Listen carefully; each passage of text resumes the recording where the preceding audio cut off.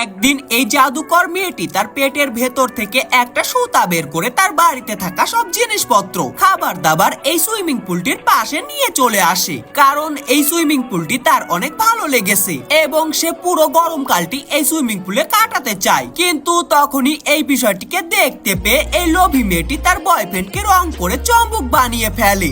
এরপর এই লোভী মেয়েটি তার বয়ফ্রেন্ডকে দিয়ে জাদুকর মেয়েটির সব সোনাদানা চুরি করতে শুরু করে। তবে জাদুকর মেয়েটি বিষয়টিকে দেখতে পেয়ে তার জাদু সুতা গোল করে ঘুরিয়ে ঘূর্ণিঝড় তৈরি করে এবং এই লোভী মেয়েটি আর তার বয়ফ্রেন্ডকে উচিত শিক্ষা দেয়। এজন্য লোভী মেয়েটি অনেক বেশি রেগে যায় এবং লোভী মেয়েটি এবার লুকিয়ে জাদুকর মেয়েটির সুতা কেটে চুরি করে নিজের পেটে লাগিয়ে নেয় এবং ভাবতে থাকে এবার হয়তো তার পেট থেকে সোনাদানা, দামি জিনিসপত্র ও খাবার দাবার বের হবে। তবে সে সুতা টানলে তার পেট থেকে মোরা ইঁদুর, পচা খাবার বের হতে থাকে এবং এই জাদুকর মেয়েটির সুতা কোনোভাবেই তার পেট থেকে আলাদা হয় না, যার কারণে সে সুতার মধ্যে ফেঁসে যায়। কারণ এই জাদুকর মেয়েটির সুতা যে একবার পেটে লাগায় তার পেট থেকে আর কখনোই আলাদা হয় না।